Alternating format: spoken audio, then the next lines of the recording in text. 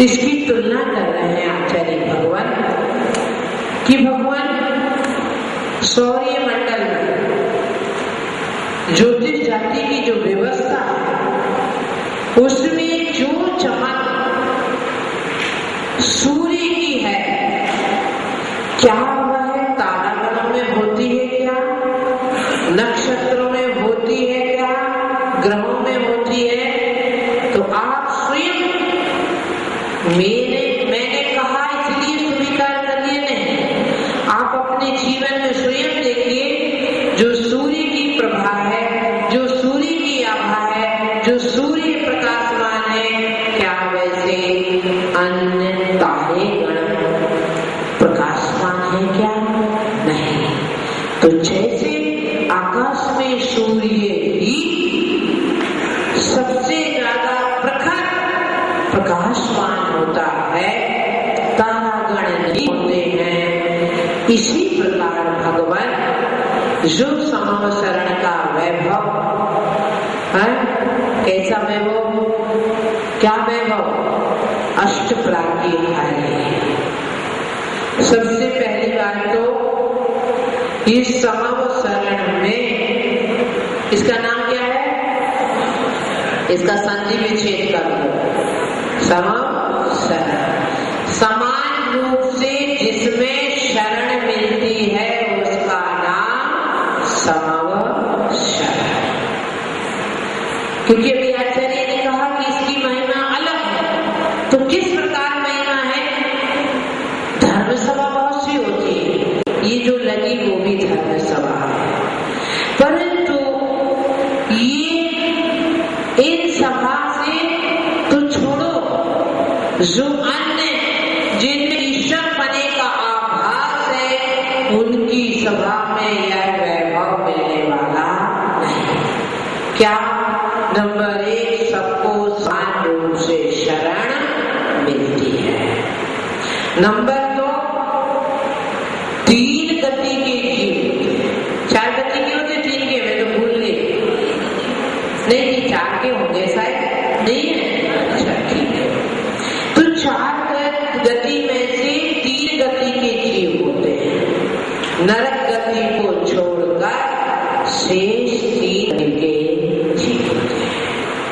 अभी आप बैठे यहाँ सिर्फ मनुष्य गति के ही प्राणी हैं, अन्य गति के नहीं है, परंतु समावसरण में तीन गति के जीव। नंबर तीन, वहां पर जातिगत वैर भाव भी खत्म हो जाता है। अब आजकल मंदिर में जो सभा चलती है, यहाँ जातिगत नहीं, बातों में उठा वैर भाव भी खत्म नहीं होता।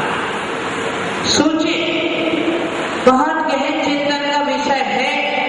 कहीं ऐसा तो नहीं कि मंदिर के नाम पर कहीं कोई कसाईयों की श्रृंखला तो नहीं चला है, कसाईयों की श्रृंखला तो नहीं चला है। वहां तो देखो सांप नेवला, शेर और गाय कहो, शेर बकरी कहो, जातिगत वैरभाव है, बिगर निमित्त के बिगर कारण से देखकर आक्रोश होता है, परंतु वहां जातिगत वैरभाव खत्म हो रहा है और यहाँ जातिगत प्रेम भाव उत्पन्न नहीं हो रहा। एक जाति के, एक महावीर स्वामी अनुयायी, एक भगवान के उपासक और एक मोक्ष में विश्वास करने वाले, फिर भी अंदर क्या है ये तो आप ही जानो, मैं विशेष जानने की इच्छुक। इतना कहूंगी कि मंदिर हम आते हैं कसाईयों को समन करने के लिए। कहीं ऐसा ना हो कि मंदिर के नाम पर कोई कसाई उत्पन्न हो गए, गति बिगाड़ दे, आने वाला भाव बिगाड़ दे। क्यों? आप कहोगे माता जी क्यों? काले कपड़े में दाग नहीं दिखते, सफेद पे ज्यादा दाग दिखते हैं। घर में तो वही सब करना था और यहाँ के वही किया तो वज्र देवो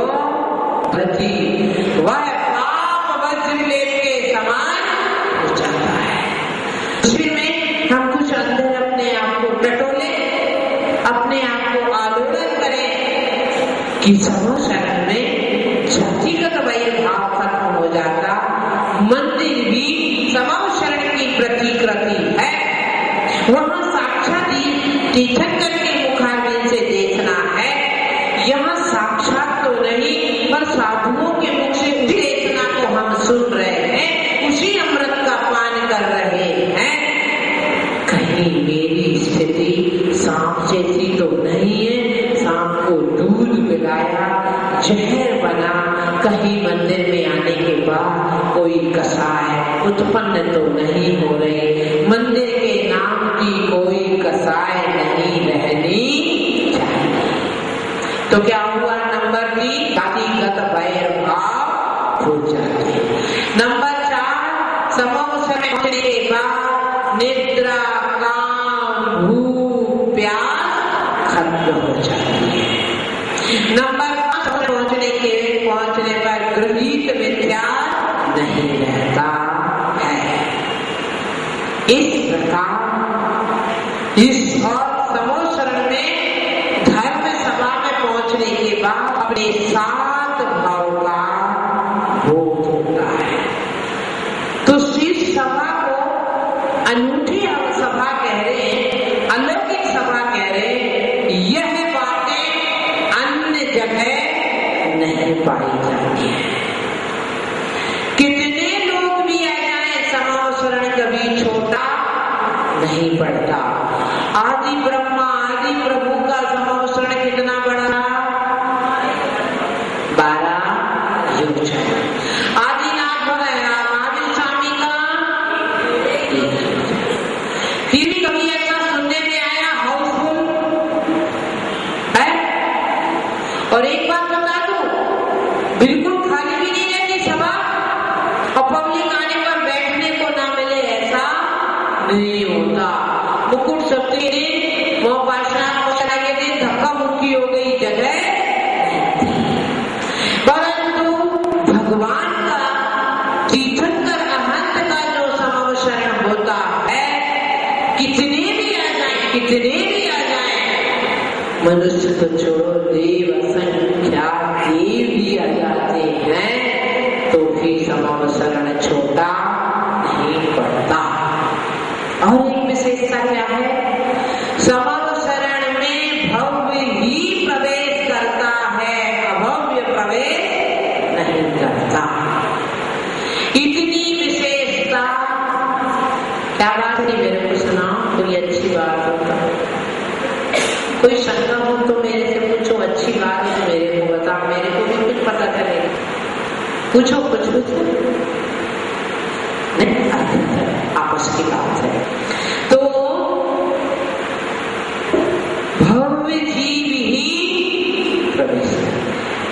तो इस प्रकार भगवान की वह धर्म सभा जो बहुत पुण्यशाली थे, अपन लोग को काल में पैदा हुए, अपने को देहापन को यह देखने का भाग्य फिर भी उसका स्मरण करके पुण्य संपादन कर सकते हैं और पिंडस्थ ध्यान के अंदर अच्छे से ध्यान कर सकते कि समो शरण 12 सभा श्री मंडप में गति है, भगवान विराजमान है, 12 सभाएं लगी है और उसमें हर सभा का जो मुख्य व्यक्ति होता है वही प्रश्न करता है, दूसरा कोई प्रश्न नहीं करता।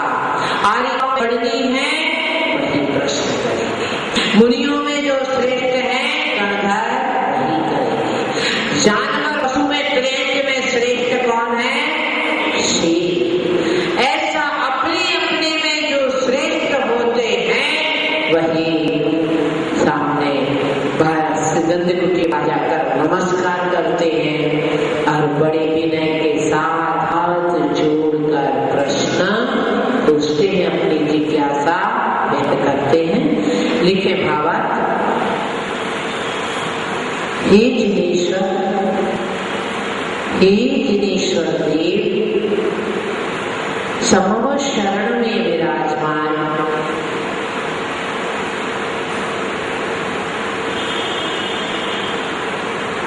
उपदेश करने के समय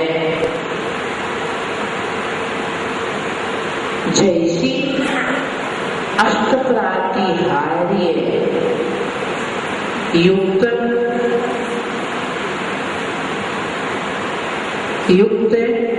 दिव्य वैभव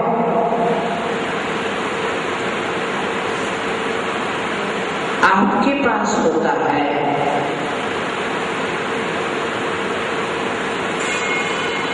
वैसा वैभव अन्य कल्पित देवों के पास किंचित मात्र भी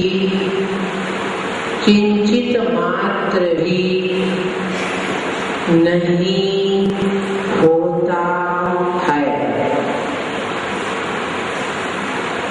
जैसे कि अंधकार नाश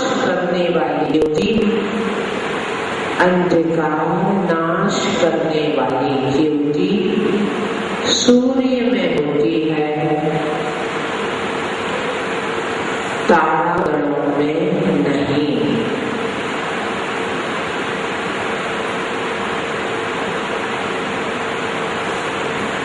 लिखें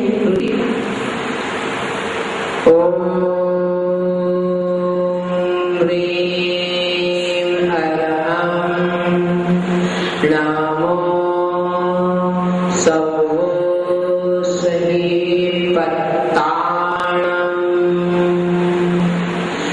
रुद्री जाप में वही छवम नमः स्वाहा के साथ।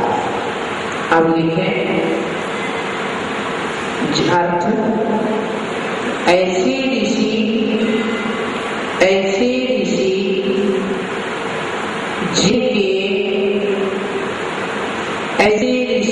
जिनके समस्त शरीर से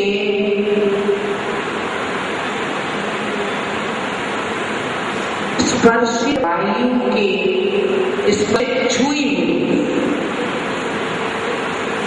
समस्त शरीर से स्पर्शित वायु के स्पर्श होने पर रोगों का शमन होता है, उन्हें मेरा नमन हो।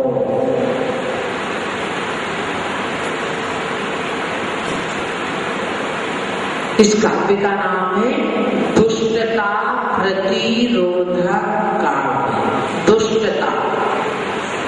दुष्टता प्रतिरोधक काव्य।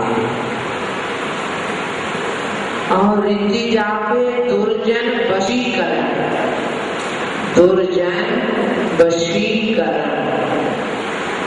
लिखे मंत्र ओम नमो भगवते अप्रतिचक्रे ऐं क्लीं लो ओम ह्रीं मनोवांछित सिद्ध्यै नमो नमः अप्रतिचक्रे ह्रीं ठः ठः स्वाहा। आप क्या बोलते ठः ठे है ना, एक ही मात्रा नहीं है ना, तो आप ठे बोले कैसे? ठा ठा ठा हा का हा है, दो बिंदी रखने तो विशाल है ठा ठा। चलिए लिखें विधि।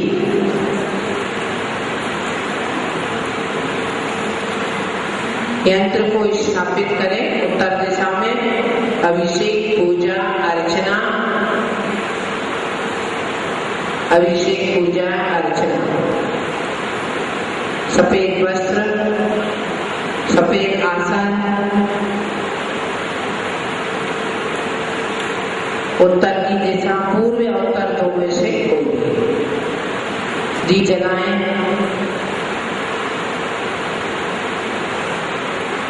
स्फटिक की जमाला,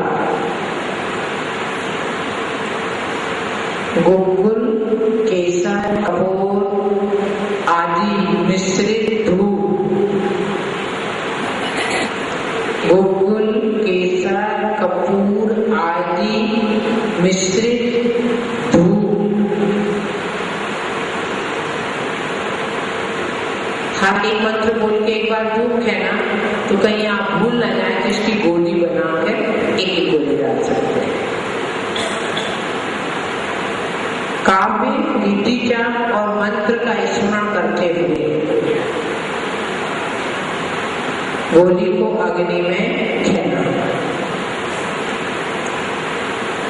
समय ब्रह्म मुहूर्त, जाप संख्या 1008 बार।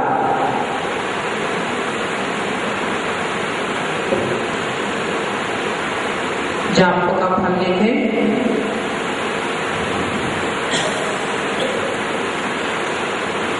यंत्र को पास रखने से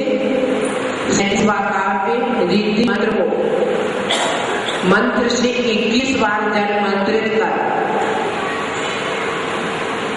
दुष्ट के ऊपर छिड़कने से वह दुर्वचन बोलना बंद कर देगा। कीर्ति यश की वृद्धि होगी।